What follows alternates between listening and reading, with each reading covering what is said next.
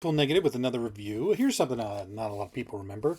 Captain America, Enemies and Allies. Back in 2011, Captain America celebrated his 70th anniversary. And at that point, we were kind of winding down the seemingly endless Brubaker run, overrated Brubaker run, very overrated. Bucky was still in the Captain America outfit, about to be out of it. But Marvel did a nice series of one-shots that, centered on Cap's supporting cast. There was Captain America and the Falcon, Captain America and the First 13, Peggy, Captain America and Crossbones, Captain America and Batroc, and Captain America and the Secret Avengers, which was really a Sharon Carter Black Widow story. And I picked up this trade recently in a big sale, and I was actually pretty impressed. I had read one of the one shots years ago, and but I was actually pretty impressed, like with all but one of them, and I think they're worth reading, and I'm going to talk about them. First off, we'll have what it kind of impressed me. It's the weakest entry in the book is Rob Williams. Rob Williams doing one of the better comics out right now, Petrolhead. This is not his shining one of his finest hours. It's a Falcon story, and it's like every Falcon seemed like 95% of Falcon stories. The Falcon goes back to his old neighborhood. And there's a kid that's in trouble, and the Falcon has to help him out. Like, again, it's just like every Falcon story for a while was just this. Sam goes back to the neighborhood, finds out there's a kid in trouble. I mean, there's a weird moment in like the very first Falcon miniseries, where the Falcon prevents a rape, and it's by a teenager. The guy committing the rape is a teenager, but he doesn't take the kid in. He just lets him go. He's like, well, he's a kid. He might go to jail. And I'm like, still rape, man. But it's just not a very deep or interesting story. Like, I think there's some decent artwork by Rebekah Isaacs, but the only thing that gets interesting is the very end, where Williams has a conversation between Sam and the kid he was trying to help, and Sam's a social worker, and ain't such thing as a natural environment. People, don't ever let anyone let you tell you different. There's just choices, and we all got them to make. A decent line of dialogue, but it's not really worth the cliche story to get there. Second off, we have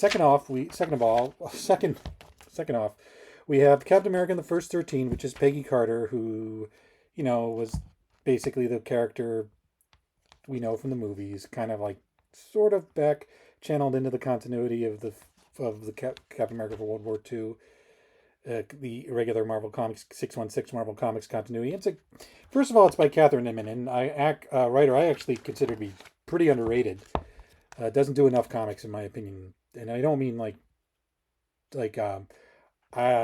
don't think she's done. And it's a solid story from her. It's got some weird, Ramon Perez with his weird marshmallow people.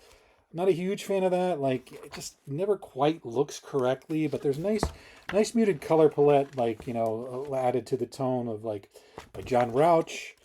It's just simple Captain America fighting with the French resistance, with the resistance in World War II, doing covert stuff, beating up Nazis. Like, too many Captain America stories about beating up Nazis, in my opinion, but this is a good one. And once again, it's solid characterization. Like, every time we feel together, it feels like the last time, and I always feel like it's the first time. Nice dialogue. Again, and there's just the sad part, like at the end, where, they promise to meet each other again, and doesn't happen. Third story is Captain American Crossbones. This is, I think, might have been the comics debut. No, it wasn't. It was one of the few. There's a writer named William Harms, who's mostly known for his work in video games. He wrote Infamous. He wrote a comic adaptation that tied into the story of the first Infamous game. I think most recently he did Mafia 3. And he did this one shot with Captain American Crossbones.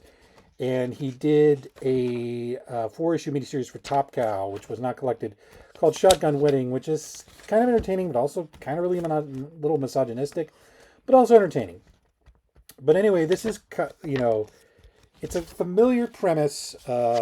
Crossbones is recruited in from the raft to basically go out, investigate what looks like a town that's been ravaged by a virus, and he's trying to find the one kid with the one person with the immunity vector in the virus. And again, Brock Lumlow has never been a particularly deep character. I mean, he was basically one of those characters that he's one of the better villains that Mark Renwell introduced. But then he tied everything into like the backstory of Diamondback, which nobody picks up on these days, does anything with, because nobody wants to do anything with Diamondback. But it was actually, here is probably the best. Like there was also a pretty good story written by Frank Thierry in Thunderbolts, but it's probably the best use of this character I've ever seen. Like he's a bad person. He's a bad person, but he doesn't like being screwed with, and this kind of what happens. He's sent to investigate something. He's realized he's being used, and he figures out a way to turn the tables on the people using him, even though like he's basically a prisoner. And Harms does a good job of weaving the character's backstory without making it obvious. And it was early artwork.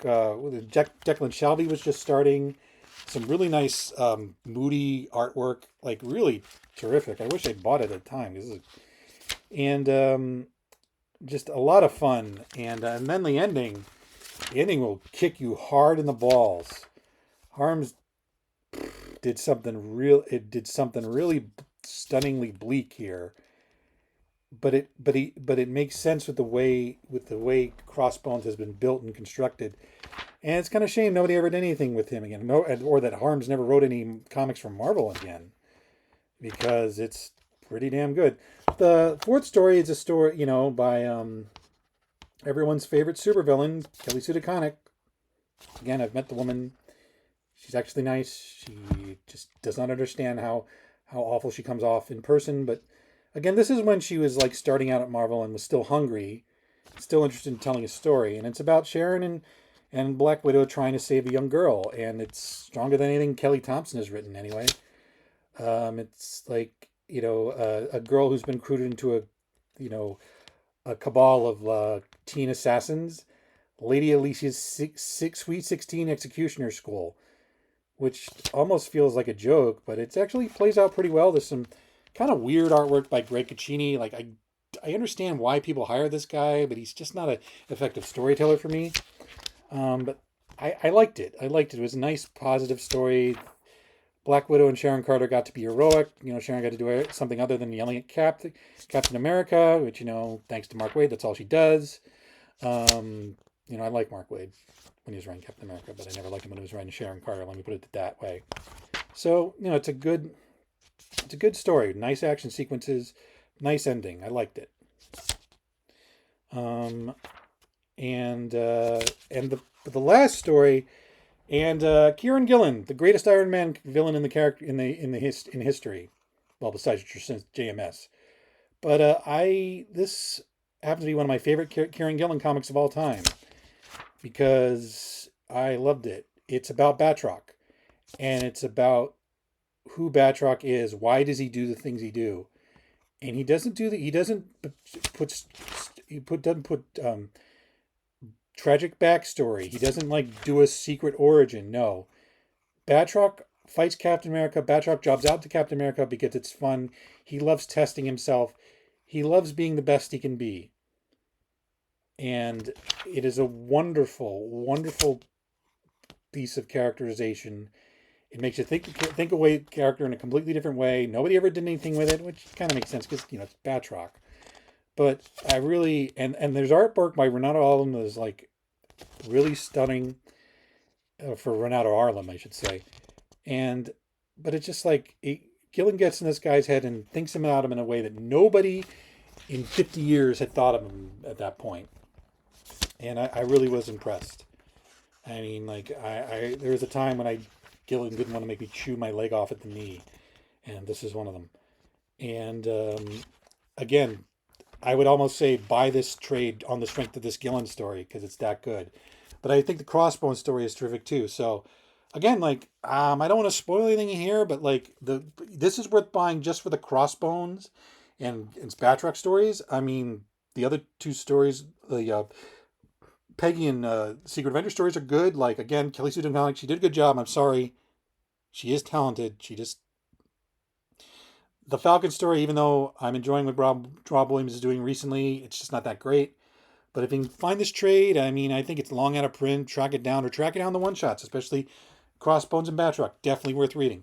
Anyway, thanks. Subscribe, click the bell for notifications. I'll talk to you later. Bye.